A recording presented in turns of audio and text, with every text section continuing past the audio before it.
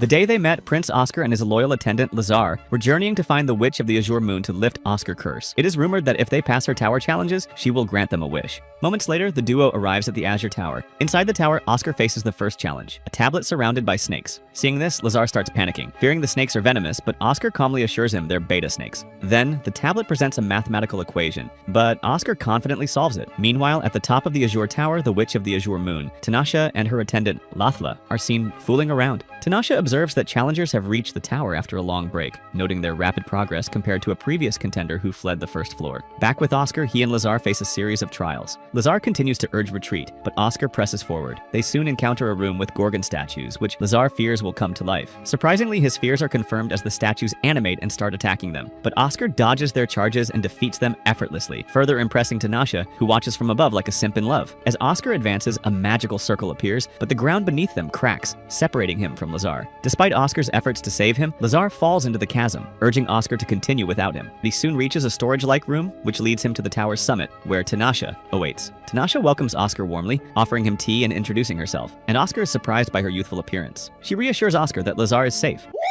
merely unconscious below, and tries to ease his worry. Tanasha then asks for the reason for his mission, and Oscar finally reveals his identity and the curse placed on him by the Witch of Silence when he was a child. It turns out that the curse prevents his family from bearing children, as any woman they clap will die. He suspects it's tied to his mother's early death after his birth. Despite extensive research, he's found no solution, leading him to Tanasha, and Tanasha examines it closely. She reveals that what Oscar calls a curse is actually a powerful blessing, cast by the formidable Witch of Silence. Normal humans cannot bear Oscar's child without perishing. Tanasha suggests finding a woman capable of withstanding the blessing's effects, but before she can elaborate, Oscar proposes that her juicy jugs could be the solution, as a witch powerful enough to withstand his sausage. Shocked by this proposal, Tanasha hesitates, but Oscar presses her, suggesting that his wish will be that she leaves the tower and become his wife, arguing that her power makes her the ideal candidate. Despite this, Tanasha firmly refuses, giving him a ton of excuses to not do it. However, Oscar remains persistent and keeps trying to rizz her up. This makes Tanasha frustrated, and she threatens to alter his memory, but Oscar reveals a holy sword with full magic resistance, neutralizing her threat. Stunned by the sword's presence, Tanasha backs off. After reflexing for a bit, Oscar makes his wish. He requests her to live with him for a year, and if in that time she doesn't fall in love with him, she will be free to leave. A few moments later, Oscar reunites with a now-awake Lazar outside the tower. Confused about what just happened, Lazar asks about Tanasha, and Oscar introduces her as the witch's disciple who will help break his curse. With this, the trio sets off for Pharsis, with Oscar teasing Tanasha that she can make the kingdom her home if she changes her mind. But Tanasha firmly denies this, determined to maintain her independence. A few days later, Oscar and Tanasha arrive at the Pharsis capital, and Tanasha casts a magical protection spell on Oscar, ensuring no physical or magical attacks can harm him as long as she's alive. Oscar jokingly calls it cheating, and Tanasha claims that he's sleeping with a literal witch, but warns him to stay cautious of poison or psychological attacks, which her spell can't block. On the other hand, Tanasha chats with Lazar, Oscar's attendant, about the kingdom's succession issues. Lazar explains that 15 years ago, children in the kingdom, including Oscar's cousins, mysteriously vanished, leaving Oscar as the sole heir to manage everything. This burdens him with immense responsibility to handle the Empire's business, causing Tanasha to feel slightly bad for him. At the palace, a mage named Sylvia attempts to cast a spell to levitate a chandelier but loses control, causing it to plummet like Tesla stocks. When Tanasha notices this insanity, she effortlessly uses magic to set it down safely, astonishing onlookers with her precise, incantation-free spellcasting.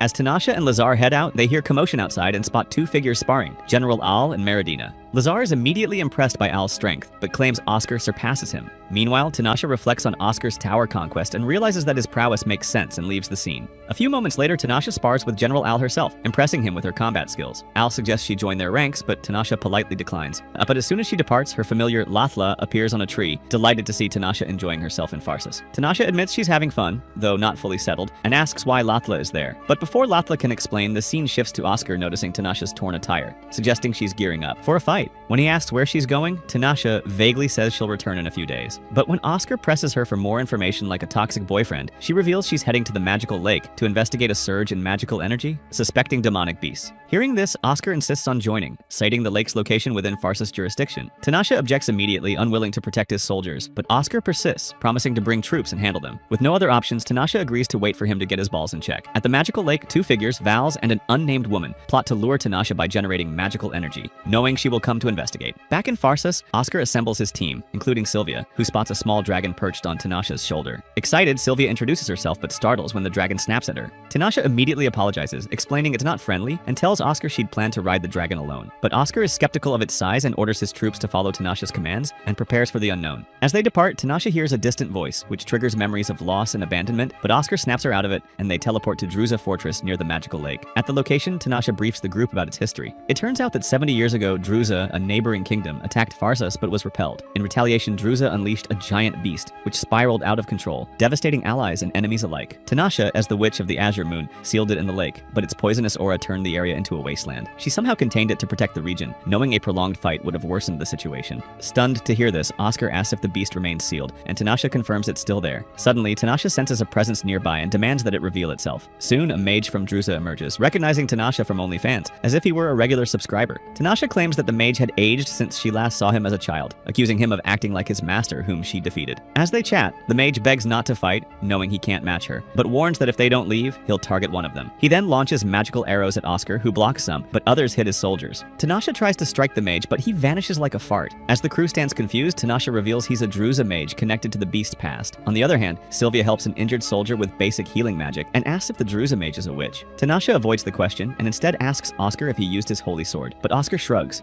saying no attack can hurt him with her protection. As the group processes Tanasha's witch identity, she apologizes for hiding it. Meanwhile, Sylvia is undeterred and she tries to touch her, but Tanasha recoils, warning that witches inspire fear, which is a common reaction. She then tells Oscar to rally his troops while she pursues the mage alone. Oscar tries to grab her, demanding that he come along, but Tanasha refuses, reminding him of their magical bond. She will always return to him and won't die before him. Reluctantly, Oscar lets her go, so Tanasha climbs on the dragon and flies off. At the lake, the Druza mage orders his men to break the beast's seal, but they hesitate, fearing Tanasha's wrath. Just then, she appears and swiftly eliminates everyone except one. Mocking the survivor, she offers to help break the seal, intending to destroy the beast once freed. Suddenly, the seal shatters, unleashing a wolf-like magical beast. Facing it after 70 years, Tanasha dodges its attack and unleashes a lightning bolt, but the beast shrugs it off like a lazy Labrador. So, she lands a powerful blast, only for the beast to heal itself. Despite this, Tanasha binds it with wind magic and delivers a devastating spell, but the beast breaks free and manages to attack her. However, without sustaining much damage, she soon manages to obliterate the beast. Back at Druza Fortress, Oscar waits anxiously for his side piece. When Tanasha finally returns on her dragon, Oscar summons mages to heal her. Sylvia later reports that Tanasha only sustained a few minor wounds because she healed all the major injuries, surprising Oscar as his side piece was in a battered condition. He then enters her room to check, catching her partially undressed.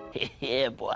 Tanasha shoos him out like a dog. Once dressed, she confirms she healed herself due to severe injuries and assures Oscar she's fine. When he asks about the beast, she casually calls it a piece of cake. With this, Oscar thanks her, knowing they couldn't have defeated the beast without her. But Tanasha brushes it off, saying it was easy for a witch. Following day, Tanasha is chatting with her familiar Lathla when Sylvia arrives at the scene. She offers to help cut Tanasha's hair, and they eventually engage in a stupid conversation. Tanasha asks if Sylvia fears her as a witch, given their fearsome reputation for destroying nations overnight. Sylvia admits she's heard such tales, but finds Tanasha different, softening her view of witches. When she asks if Tanasha fears anything, the juicy witch reflects, saying she once felt overwhelmed but no longer does, because she has been alive for thousands of years. However, Tanasha admits that Oscar's unpredictable behavior unsettles her, as he treats her like a girl for hire. Hearing this, Sylvia chuckles, noting she has sensed the same vibe from him. A few moments later, Oscar takes Tanasha to meet his father, King Kevin, announcing his intent to marry her. Tanasha firmly rejects this, reminding him she's not interested in human sausage. Hearing this, Kevin asks if she can break Oscar's curse, which prevents his family from bearing children without fatal consequences. Tanasha claims that she's making progress, though it was challenging initially. Meanwhile, at the magical lake,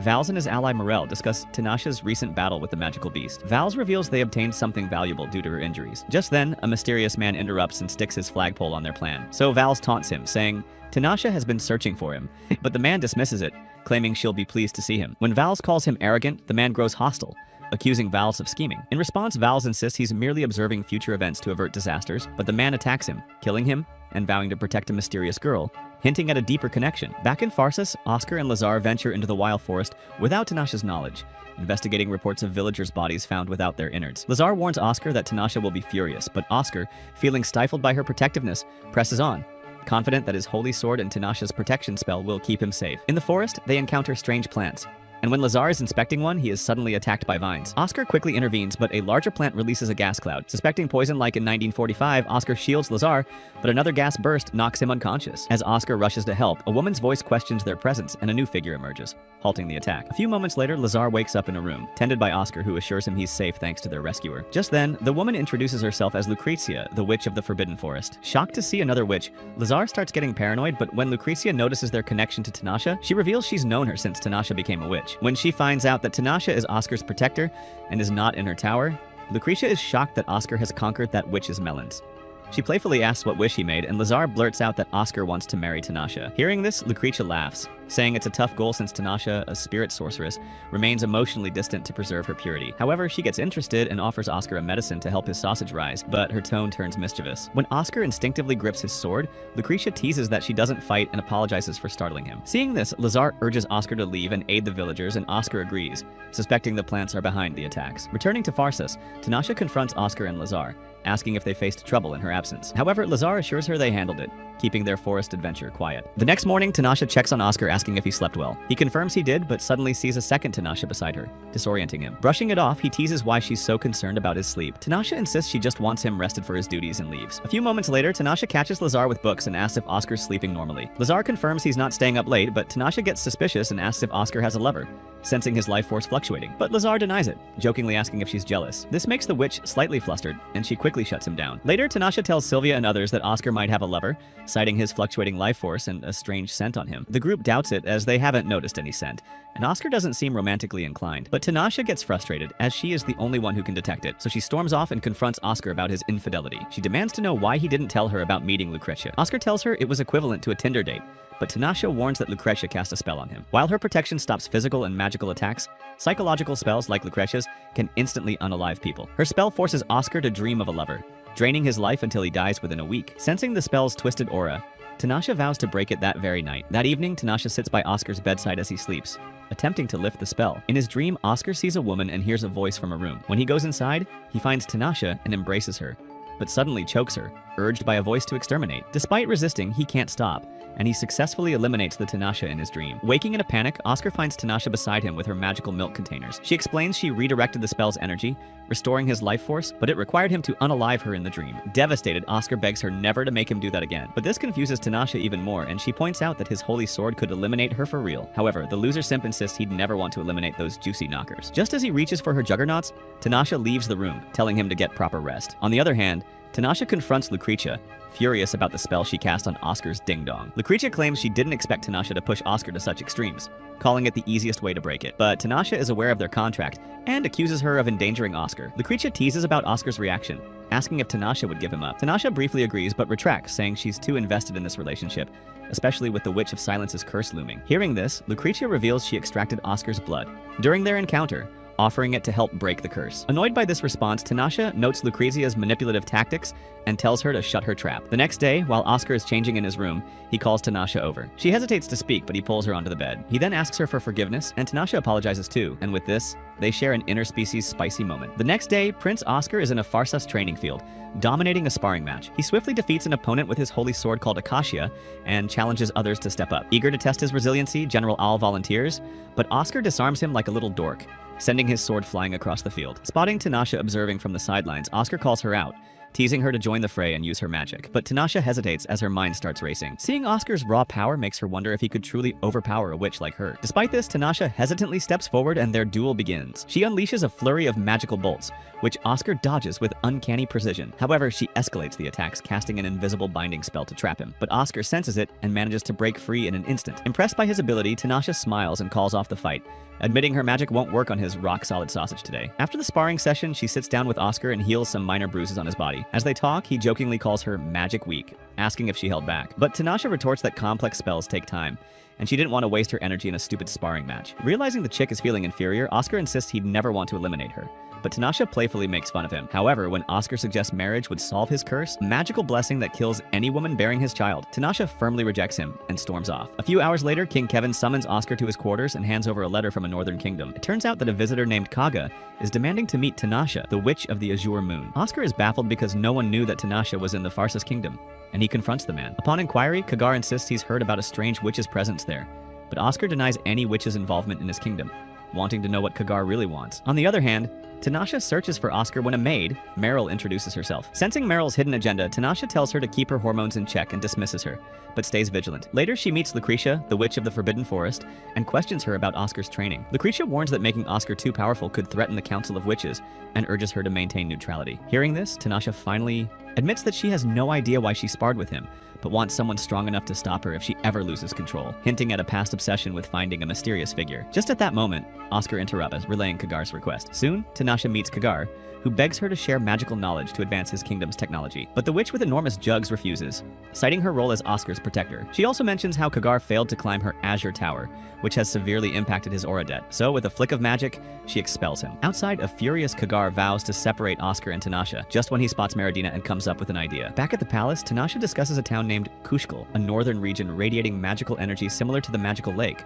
with Lucretia. Lucretia denies specifics but confirms that odd things are happening in that town. Suddenly, Meridina lunges at Tanasha, accusing her of manipulating human hearts. Tanasha, stung by the familiar accusation, nearly blocks the strike, but Al grabs Meridina's sword. Just then, Oscar arrives at the scene and demands to know what the frog is going on. Meridina insists Tanasha leave, but Lucretia reveals she's under mind control. Hearing this, Oscar asks Lucretia for help, and she frees Meridina, boasting about her expensive services. Feeling bad for her, Oscar asks Tanasha when she last cried, but the witch deflects the question, as she is unable to recall her own memories. That night, Tanasha lies in bed, still shaken from earlier events. When Oscar shows up at the Azure Tower, he asks why she called him. Tanasha explains she sent her familiar to scout Kush and offers to train him every day, promising she won't die. Then, without warning, she lunges at him, but Oscar counters like a G, and their sparring begins. Over the next few days, Tanasha pushes him harder and harder, forcing him to tap into his hidden magical potential. She tells him Akoshia can unlock these powers, but only if he learns to sense the magical flow. In one session, she surrounds herself with flames, daring him to notice what's happening. At first, Oscar's blind to it, but eventually he spots a magical circle and strikes it,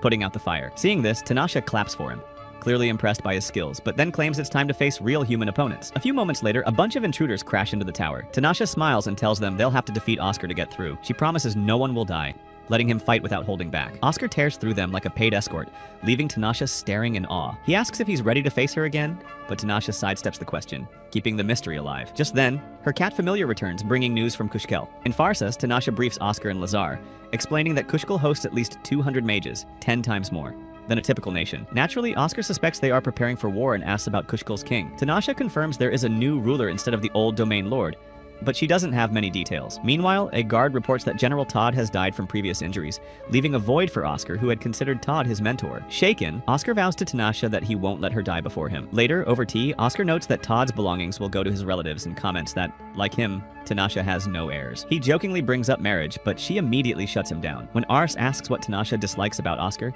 Lazar points to his mocking nature, which Tanasha agrees with. She also notes that their contract still has over 6 months left, hinting that things could change in the future. Elsewhere, a wounded Kagar confronts Meryl, who reveals that his lord had already been killed before she arrived. Then she kills Kagar, putting an end to his sinister plot. A few days later, Tanasha is trapped in a recurring dream. A man calls her Ayati and hints at something extraordinary, promising to wake her when they arrive. She murmurs about being sleepy, and then jerks awake in Farsas to find Oscar gently rousing her. Apologizing for dozing off, she admits the dream haunts her daily, and it is turning out to be a massive headache for her. The next morning, Oscar buries himself in paperwork at his desk, when Tanasha clumsily spills tea on his shirt. As he changes, Lazar arrives to tell him that King Kevin is summoning him. At the meeting, Kevin and General Al question Tanasha about finding Oscar a wife with high magical resistance. They need someone to counter his curse, a blessing from the Witch of Silence that kills any woman bearing his child. Caught off guard, Oscar demands clarification, but Tanasha calmly suggests Meryl, the maid, whose dormant magical potential could awaken through her bloodline after her ancestor's death. However, she doubts Meryl's resistance is strong enough, frustrating Oscar that no one informed him. Kevin then orders Oscar to spend time with Morel to evaluate the weight of her milk containers,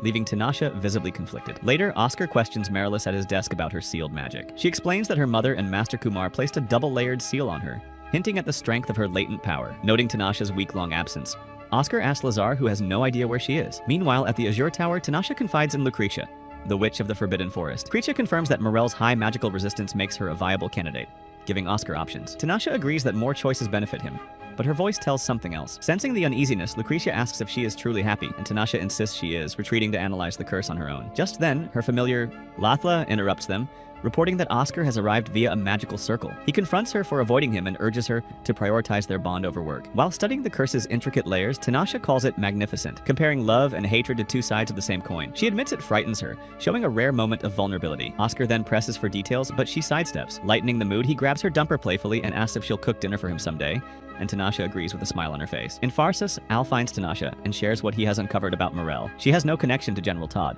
and her background is strangely empty. Tanasha admits she has her own doubts because when she first arrived in Pharsis, she searched the entire kingdom for women with high magical resistance and found only Lucrezia. Because of that, Meryl's sudden appearance feels planned, making Tanasha wonder whether Meryl is targeting her or the entire kingdom. When Al spots Meryl nearby, he quickly pulls Tanasha into a fake kiss to test her reaction. However, neither of them notices Oscar watching. On the other hand, Meryl sees Oscar's furious expression and smirks with satisfaction. Later, Oscar summons Tanasha to his chambers, as he is clearly annoyed with her. He demands to know what she was doing with Al earlier, and Tanasha calmly explains she was finalizing plans, but Oscar doesn't believe her. Instead, he hands her a bracelet infused with Akasha-like abilities that suppress her magic. Accusing her of flirting, Oscar picks her up like a Sigma male, intending to teach her some manners in bed. But just then, Tanasha starts panicking, as the memories from her recurring dream rush back, and she begs him to stop. The moment he sets her down on the bed, her fear explodes into raw magic, shattering furniture and glass around them. Oscar is shocked and tries to soothe her, but Tanasha collapses. Realizing he pushed too far, Oscar apologizes, admitting he only meant to scare her and didn't know she carried such trauma. As she regains her composure, Tanasha blames herself, while Oscar admits he also roughed up Al for the stunt. Amused by this, Tanasha decides she'll heal Al later. Oscar insists she should have told him about Meryl's suspicious behavior sooner, but Tanasha counters that Meryl might be under someone's control and warns that they need more information before acting. Next, Oscar gathers the court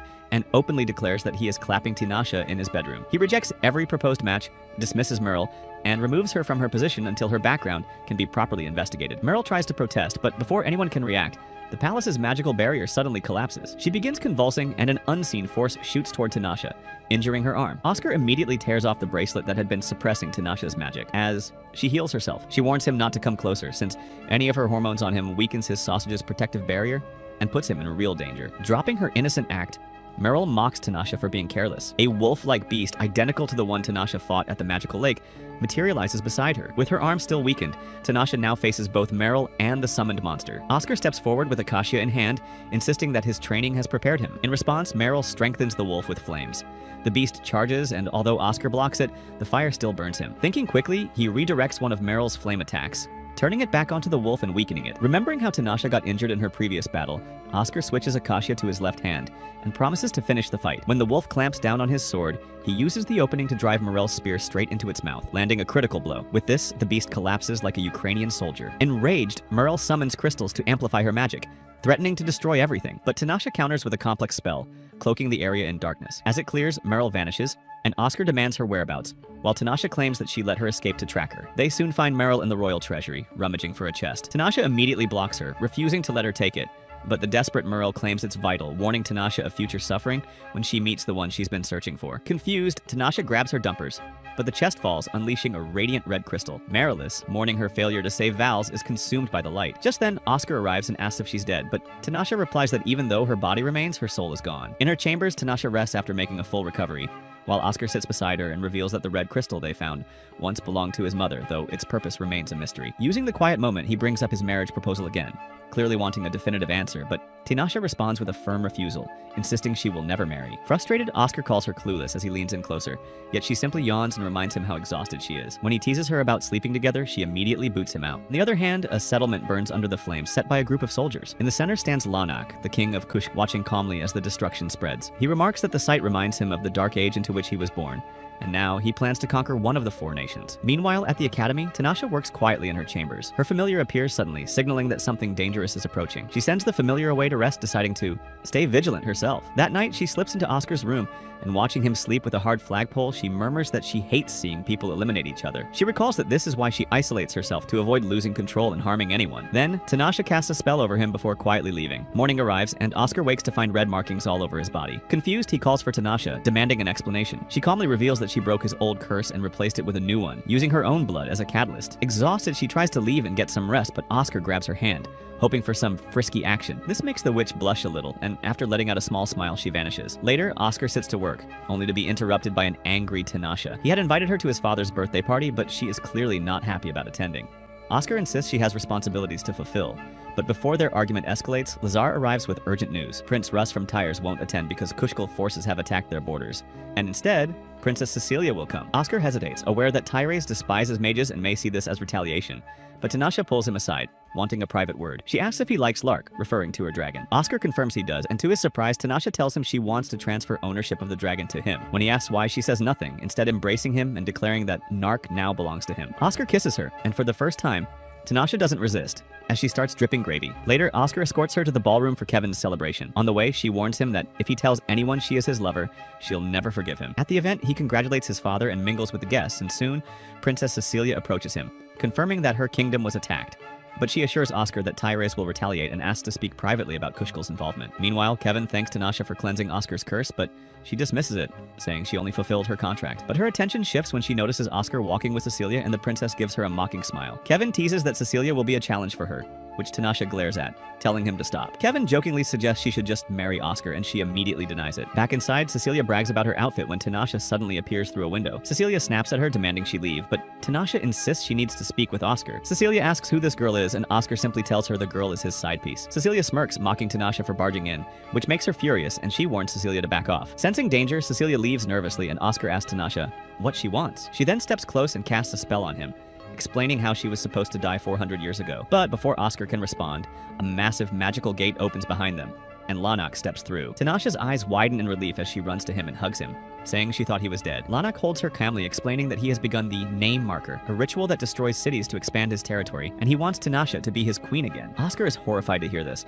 and when Lanok notices him, he asks who he is. Tanasha quickly explains that Oscar now owns Nark, but Lanok gets annoyed, seeing him as a disgusting beta male. But when Lanok moves to attack, Tanasha warns that he'll have to fight her first. With this, Oscar and Lanok clash briefly to test their powers. He soon realizes he could overpower Tanasha if needed, but refuses to hurt her. Lanok grabs her and begins pulling her away, leaving Oscar helpless and furious. Meanwhile, back at the estate, Oscar works quietly while whispers circulate outside. Everyone knows Tanasha is gone, but no one knows how he feels. Frustrated, Oscar finally storms out, tossing his finished documents at Lazar and declaring he's leaving to pursue her. Lazar panics, warning him that it's dangerous to chase after a girl who looks like an OnlyFans model, but Lucretia arrives to stop him. She sits everyone down and explains that she didn't expect Tanasha to leave, but the moment had come. Oscar demands to know what's happening, and Lucretia tells him she received an invitation from Kushkal, which she refused, unaware that Tanasha accepted. When Oscar asks about the relationship between Tanasha and Lanok, Lucretia reveals that ever since Tanasha became a witch, she has been searching for him. Then she smirks and asks if Oscar is jealous. Clenching his fists, he declares he won't let Tanasha go and will bring her back, even if he must eliminate Lanok. Meanwhile, Lucretia warns everyone nearby to leave,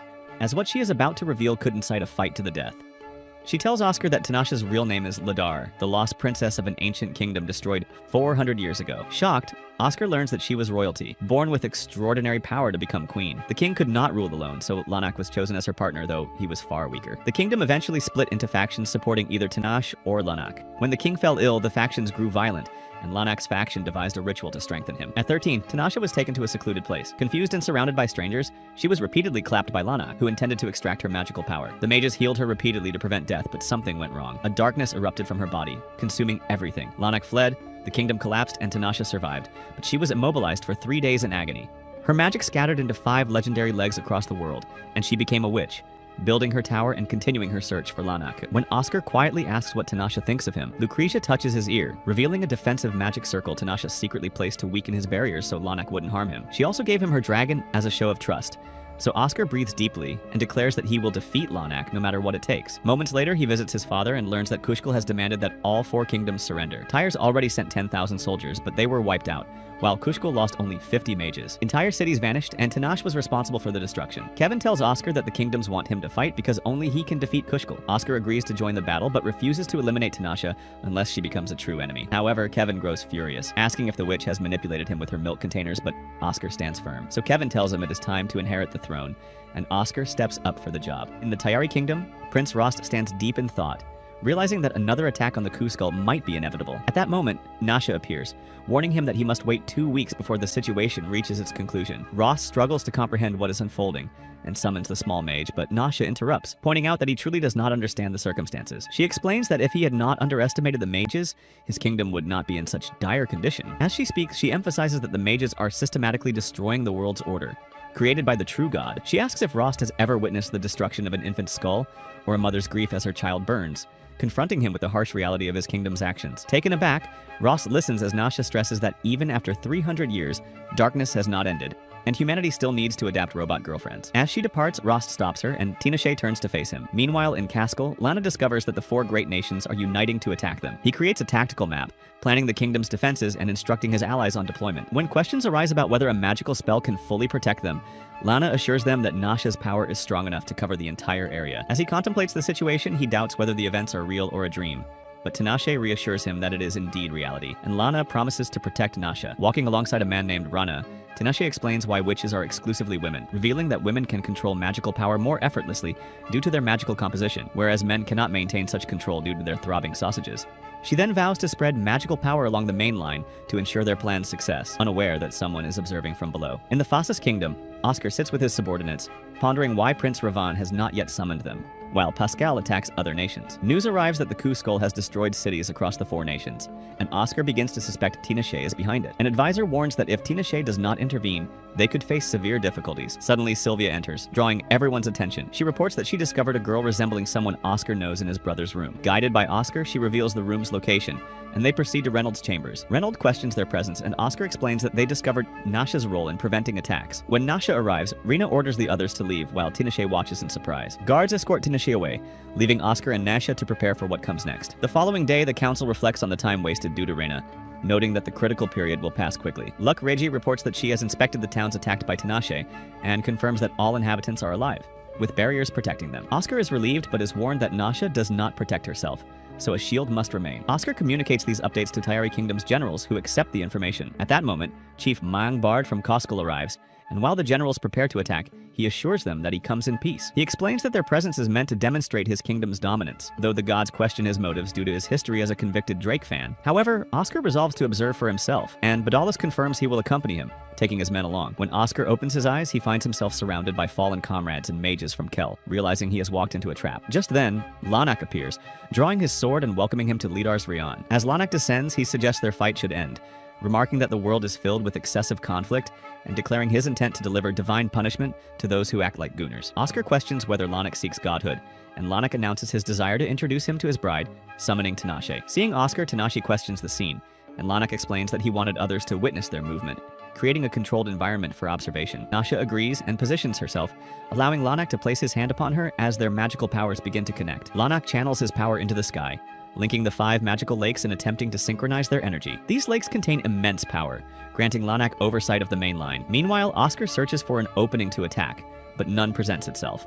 Eventually, the lakes fully connect, and Lanak moves to take complete control. Tinashe intervenes, removing the magical power from Lanak and redirecting it onto Oscar. She silently channels the energy, preparing to liberate captured souls, explaining that only she can complete the task and free the spirits held in the lakes by the previous magic. Meanwhile, Lanak prepares to attack, but Tinashe neutralizes his limpy sausage, and he instructs others to strike her. The mages surround her, yet the 2 men guarding Nasha create protective barriers while Nasha shields them and deflects attacks. She instructs her guards to retreat, but they insist on staying, anticipating her defense. A second magical attack targets the group, which Tinashe blocks while Oscar destroys the enemy attack. Nasha requests 10 minutes to complete her work, and later, Oscar expresses curiosity about the current state of Acacia, neutralizing threats as they arise. Lanak summons demons, and a fierce battle ensues as the mages call forth devils to strike their enemies. Amid the chaos, the Tayari Kingdom's king witnesses a child's anger stemming from his sister's death, realizing the gravity of their prior mistakes. Just then, Medina intervenes, rendering the boy unconscious like a sack of potatoes. Nasha employs double magic, astonishing onlookers, while Tinashe uses magical summoning to control 12 demons simultaneously. As the confrontation escalates,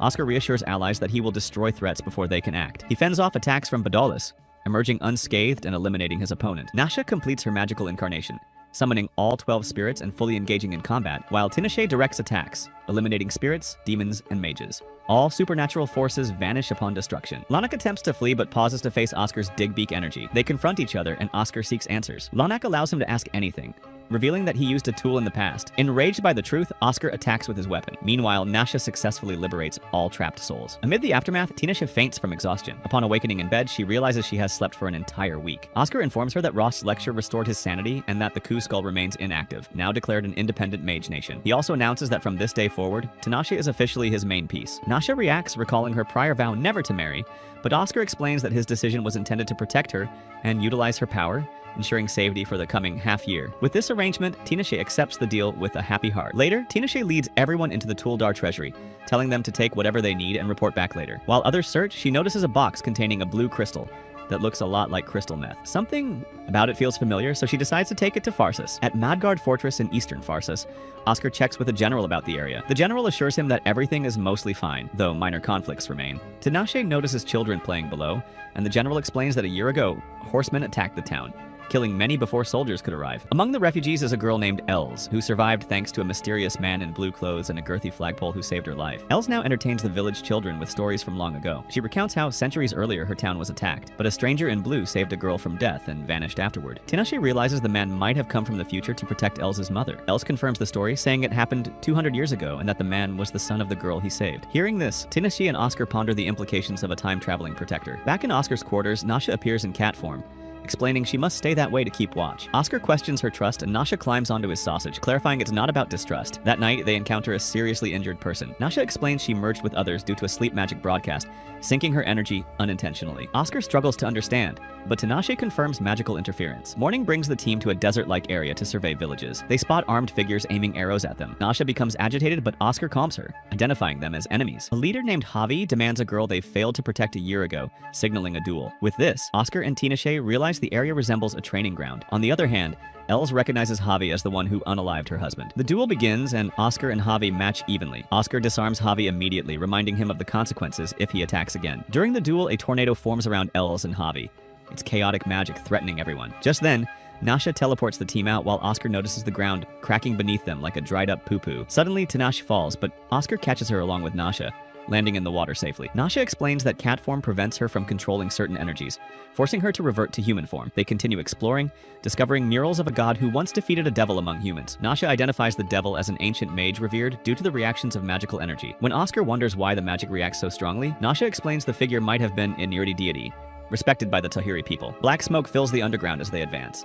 so Tinashe creates a protective barrier. When they confront Els, holding a sword infused with black smoke, Oscar blocks her attack, realizing Tinashe has controlled the magical interference. However, Els absorbs the smoke herself, demonstrating her power, and Oscar retreats to protect his meat grinder. Nasha absorbs the remaining black smoke into her body, warning that it could escape. She then points to her stomach, indicating some form of containment, so Oscar attacks carefully to avoid harming her, while assisting Tinashe in harnessing her magic. However, Nasha reassures him that she will sense any threat before it causes harm. They then plan to find Akashia's sword, the only viable path to victory. Tinashe warns that attacking could risk collateral damage, but leaving the enemy unchecked is not an option. Just then, Javi reappears, determined to stop them. Nasha explains that allowing Javi free control would lead to uncontrollable magic and innocent deaths. Realizing this chick is correct, Oscar immediately prepares for confrontation. Just then, Tinashe kisses Oscar, hoping to get clapped that night. However, Oscar notes that the enemy already knows about Akashia's sword and suggests they move immediately. So Tinashe releases her magic and draws attention to herself. In the meantime, Javi attempts to capture Els, who fights back but is restrained. Black smoke from Nasha disperses, absorbed into her body, demonstrating her immense control. But Oscar manages to protect Tinashe and coordinates attacks to avoid harming Nasha. A few moments later, Tinashe collapses from exertion, and Oscar checks her. Nasha reassures them she is fine and prepared for threats, so Tinashe rests, trusting Oscar to protect her. He then reassures his chick and kisses her juicy face. Seeing this, Nasha gets embarrassed and tells him that it wasn't necessary, but Oscar laughs, admitting he couldn't control his ding-dong. On the other hand, Lucretia has learned that Nasha had absorbed Ri into her body, after which Oscar eliminated him. Though she feels deep regret about the situation, Nasha reassures her, saying she fully trusts Oscar. Lucretia accepts this but asks what Nasha plans to do next, as her one-year contract is about to end. But Nasha remains silent, prompting Lucretia to warn her not to do anything she might later regret. Outside, two men discuss how the past year passed quickly, and how they managed it easily. One urges the other to get married soon and clap his wife, and the second agrees. Just then, Norman arrives and voices his opposition, warning that marrying Nasha, a witch, could endanger the nation. Tinashe has been overhearing this from a distance, and she steps forward, advising that if Oscar truly cares for her, he shouldn't marry someone else. She also notes Norman's contract is expiring soon and tells him to pack up and leave. Later, Tinashe tells Nasha not to worry, and that before leaving, she might erase Oscar's memory of her. Two men standing nearby warn that she cannot do this. Nasha admits that if she does erase his memory, Oscar will be angry, so she must think carefully. Standing beside Nasha, Pamra is visibly upset, but Nasha calms her, reminding her that witches are widely hated because of their juicy juggernauts, and that they are allies. At night, Nasha and Pamra sit outside, and Pamra questions Nasha's plan to erase Oscar's memory. Nasha thinks about it for a while and reassures her that at least she can remember him. She adds that Oscar is strong and can take care of himself, and she still doesn't understand why she is alive. Hearing this, the family is angry, warning Nasha to live like humans if she does not want to die so soon. Suddenly, Tinashe rises, hugs Pamra, and promises to take care of herself. Later, Tinashe enters Oscar's room and he immediately notices her somber mood. She sits beside him and shows a photo she captured of the outside view through a crystal. Oscar takes the crystal and places it on the table. Concerned, he asks why she seems sad. Nasha is about to use some magic, but Oscar stops her and asks what kind of magic she was going to use. Surprised by his quick reaction, she explains it was only a psychological trick to make him reveal his ding-dong. Oscar warns her to ask him first next time, and when he asks why she is sad, Nasha says she is thinking about the past. Without hesitation, Oscar urges her to marry him outright, but Nasha refuses, and he explains that marrying him and ending her contract would allow her to restart her aging and spend the rest of her life with him. Suddenly, Tinashe and Oscar engage in a heartfelt kiss. She does not resist, though Nasha tells her to stop such actions. Oscar suggests that if she doesn't want to do this, she could betray him. Tinashe admits she is unsure but cannot refuse him because he is special to her, prompting Oscar to hug her. Seeing this, Nasha confesses she feels they should not be together, and Oscar tells her she should find the answer herself. Suddenly, someone bangs at the door. When Oscar opens it angrily, he warns Lazar that it would be better if he were eliminated. Shocked by this reaction, Lazar demands an explanation. Just then, Nasha notices something outside and calls Oscar to check. She discovers part of the house has fallen and alerts him that the kingdom's magical barrier has been destroyed. In just a few moments, demons begin to attack. Marina tries to fight them with weapons, and Norman comes to see the situation, but is attacked by a demon. Nasha helps him and tells him to retreat inside while they handle the demons. Norman urges Tinashe to protect Oscar, while Nasha calls upon the people summoned during the previous magical defense and orders them to fight the demons like a bunch of mindless dorks. Meanwhile, Tinashe uses magic to create protective rain, just when Oscar notices a girl in trouble. He immediately rushes to help, but the girl grabs his hand, causing him to feel pain and lose consciousness. Moments later, when Tinashe finds him unconscious,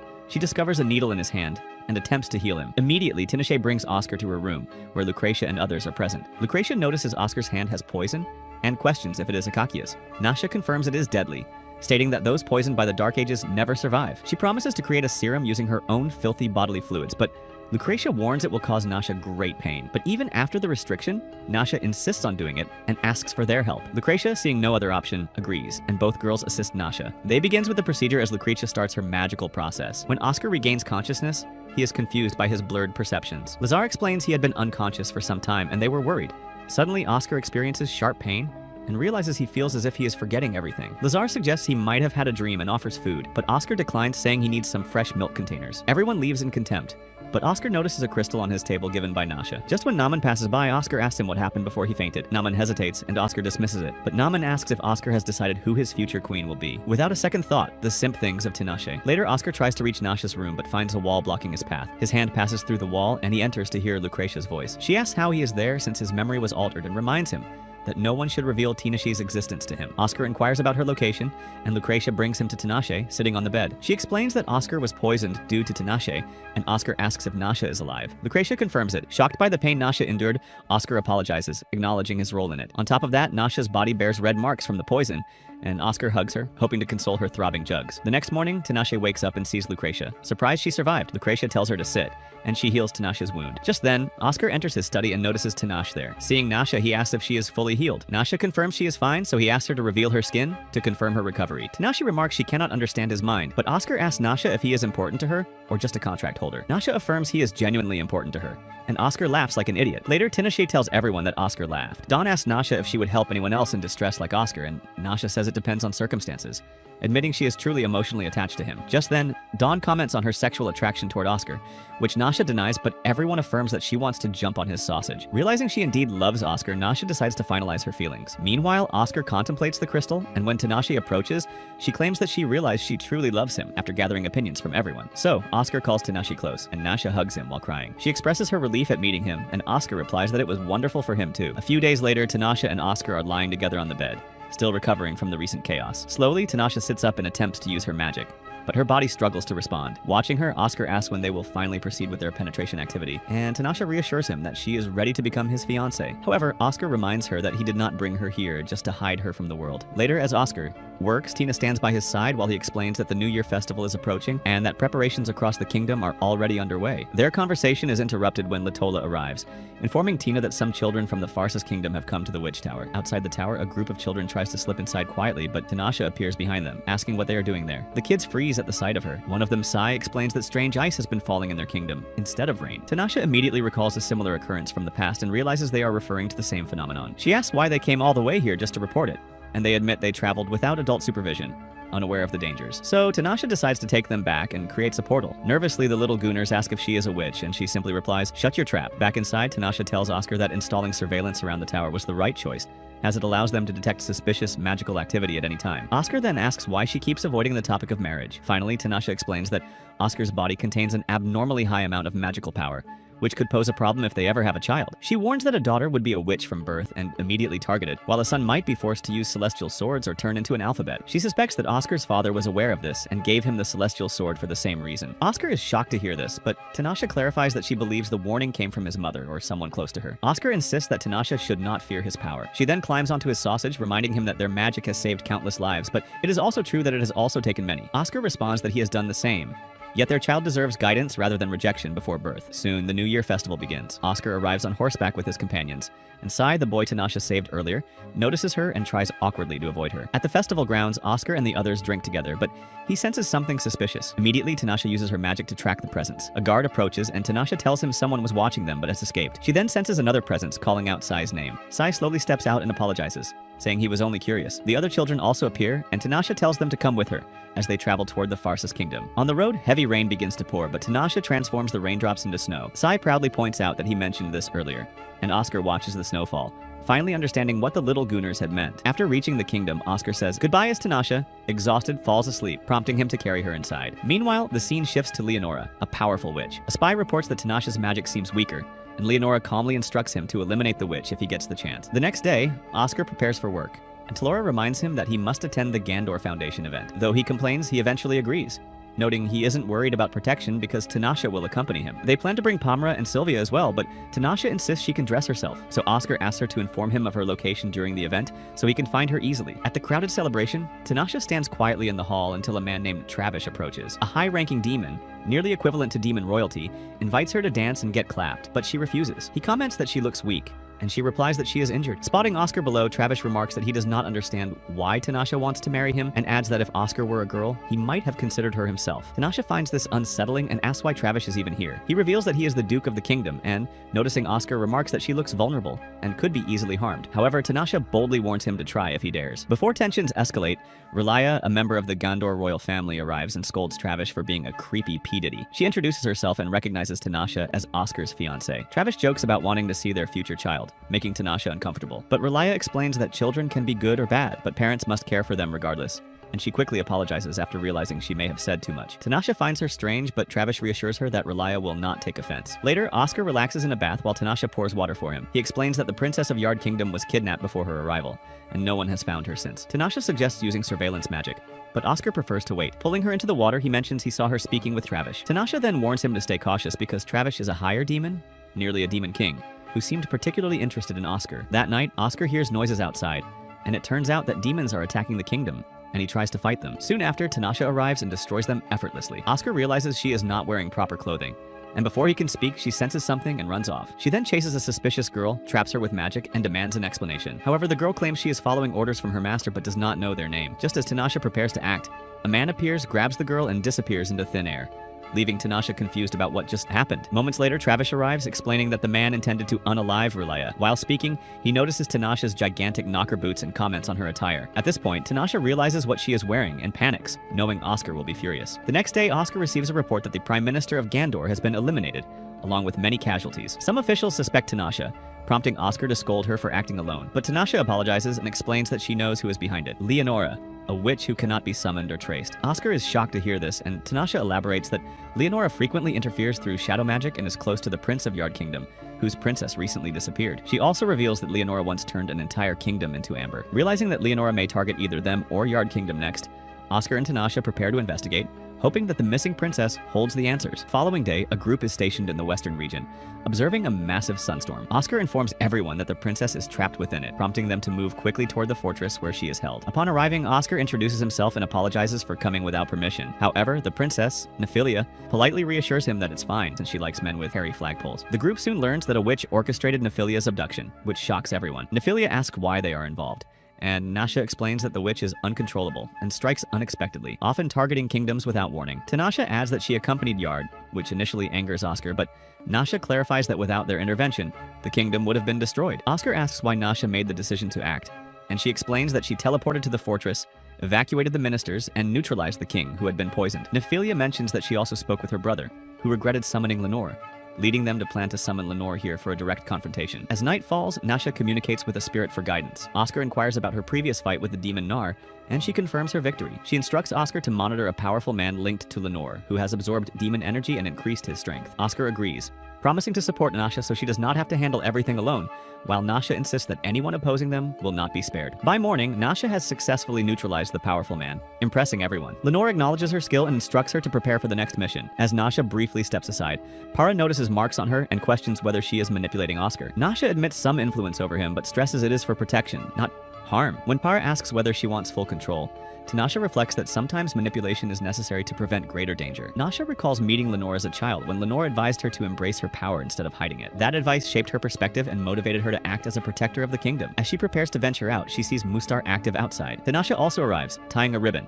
explaining it will alert him to danger and allow him to sense her presence. Observing this, Nasha expresses her desire to marry Tanasha once the mission concludes, and Tanasha agrees, surprising this limp sausage wielder, Oscar. Meanwhile, the battlefield is already active. Tanasha attacks Lenore, but her initial strikes have little effect, forcing her to strategize and use greater force. Below, Yana attempts to strike Oscar, but he counters skillfully. Nasha launches her own magical attacks, targeting multiple enemies and neutralizing them efficiently. The enemies struggle to respond as Nasha and Oscar coordinate seamlessly. A sunstorm begins forming again. Inside, Nasha observes red butterflies emerging, revealing the presence of the Amber Crystal, which has the power to imprison humans. Alarmed, she prepares to confront the threat, but Lenore launches a massive attack, which Nasha blocks and counters with her own magic. Oscar soon joins her, protecting allies and ensuring they can withstand Lenore's offensive. Together, Nasha and Oscar prevent the enemy from gaining the upper hand. Using strategic position switching, Nasha confuses the opponents and continues to block and counter attacks from multiple directions, displaying remarkable skill and synergy. Despite the enemy's efforts, they are completely overwhelmed. Nasha destroys critical battlefield devices while Oscar prevents reinforcements from assisting. During the fight, one of the enemy's hands is revealed to be demonic,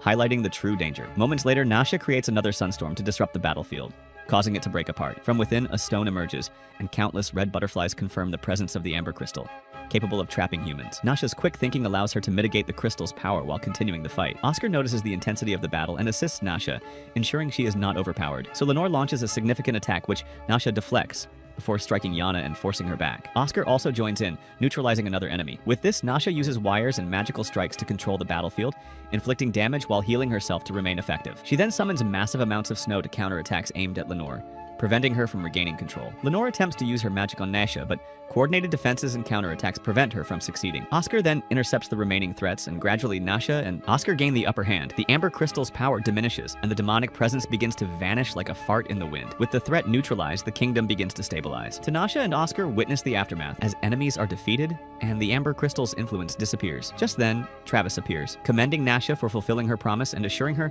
that as long as the kingdom's bloodline remains intact, he will not interfere with her milk containers. Tanasha affirms her commitment to live with Oscar and face future challenges together. A few days later, preparations for Tanasha and Oscar's wedding begins. Nasha appears in a white dress with Sai following, pledging to protect her and vowing to become a soldier when he grows up. Friends and allies celebrate the union. However, Nasha notices Lenia, the Witch of Silence, observing the ceremony and wonders if she intends harm, though Lenia only wishes to see who Nasha is marrying. The wedding proceeds without interruption. Tanasha and Oscar shares their vow and share a spicy kiss, symbolizing their union. Nasha admits she did not expect her feelings to change so profoundly, but is now happy to marry this ancient broad. The celebration continues, with everyone rejoicing in their happiness. A few days later, Oscar is seen helping Nasha in her tower when he notices a box stained with blood. Curious by this sight, he opens it to find a pendant inside, while another box falls nearby, revealing a blue crystal. But as soon as Oscar touches it, a radiant light emanates from the crystal, catching his attention. Tanasha soon arrives, rushing forward to assist, but before she can act, Oscar suddenly disappears like Jeffrey Epstein. Disoriented, he finds himself unsure of his location. Meanwhile, a younger Tanasha is startled when Oscar appears and she immediately attacks him. He manages to block her strike calmly and asks her to cool down, explaining that he wants to talk. Observing the tension, Nasha intervenes, allowing Oscar to introduce himself as her future husband. Shocked to hear this, Nasha questions his sanity, but Tanasha notes that he seems as confused as she is. Oscar then reveals that he has traveled 400 years into the past, astonishing Tanasha. She then insists that no magic can allow time travel. Yet Oscar explains that his knowledge of future events makes him believe he might be dreaming and asks her to wake him. When Tanasha asks why he needs her help, Oscar admits that only her milk containers can assist him. She refuses at first, claiming time travel is impossible. However, he explains that she had been placed in a magical slumber for 400 years to keep her safe, but her body cannot endure that long. When Oscar asks if there is another way, Nasha interjects saying no alternative exists, but he may stay temporarily as no one visits her during this period. Oscar is surprised to hear this information, but he is oddly grateful. They then discuss her age, and Tanasha reveals she is 13, the age she is destined to die and become a witch. Oscar realizes the gravity of the situation but keeps it to himself, instructing her to sleep peacefully. So Tanasha lies down on the bed, and Oscar bids her goodnight. The next morning, Oscar and Tanasha have tea together.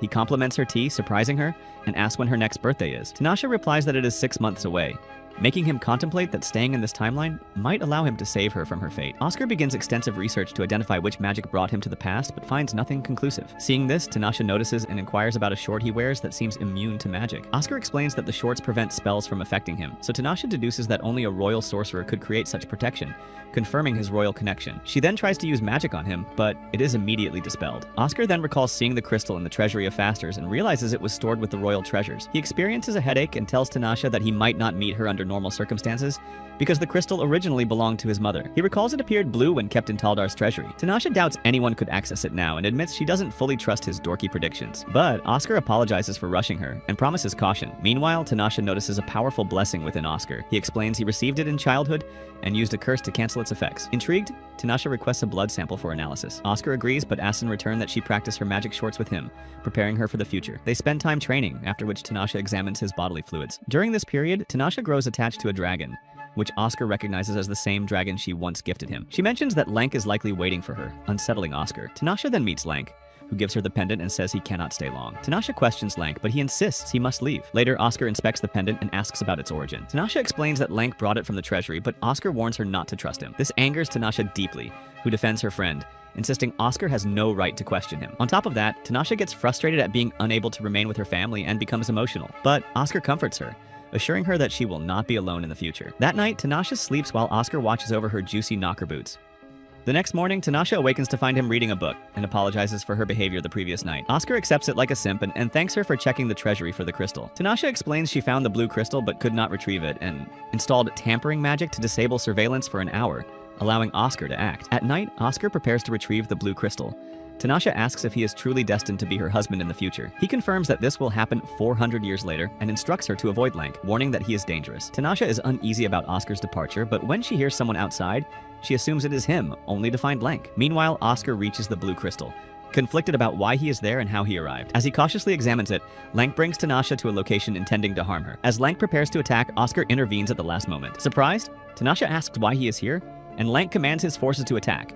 But Nasha uses magical barriers to protect herself. Simultaneously, Oscar destroys the impending attack and manages to defend them both. At this point, Tanasha realizes Oscar and Nasha have pushed themselves too far, and retrieves both the crystal and the pendant, warning that she is ready to fight if anyone intends to harm her. Lank instructs his minions to cast spells and attempts to use sun magic to increase his power. However, it backfires and he collapses, leaving the sun magic dangerously unstable. Tanasha recognizes that if left unchecked, it could destroy Taldar. Oscar encourages her, expressing his trust that she can control the magic. Initially reluctant, she is convinced by his confidence and told to protect Taldar at all costs while he remains by her side. Nasha absorbs the residual magic and soon loses consciousness from the strain. Upon awakening, she sees Oscar and realizes the danger has been neutralized. Oscar praises her efforts and kisses her like P. Diddy's toxic cousin, apologizing for previously deceiving her and explains that future circumstances may prevent them from meeting again, but he has helped her now. Finally, Tanasha asks why he cannot stay in the future, and Oscar recounts the story of a legendary man who saved his mother in the past but vanished because altering the past changes the future. Understanding the consequences, Nasha is devastated and begins to cry. However, Oscar consoles her, assuring her that she will become a great queen, and that even if they cannot meet again, he truly loves her. He then asks her to close her eyes, promising he will disappear. Tanasha begs him not to vanish, but when she opens her eyes, Oscar's gone, leaving her unsure of what to do. In the future, Tanasha has grown into the ruler of Taldar, who is poised as a powerful queen, completely aware of the sacrifices and trials that shaped her journey. If you watch this anime recap until the end, comment down magic jugs. If you like anime recaps like this, watch this video.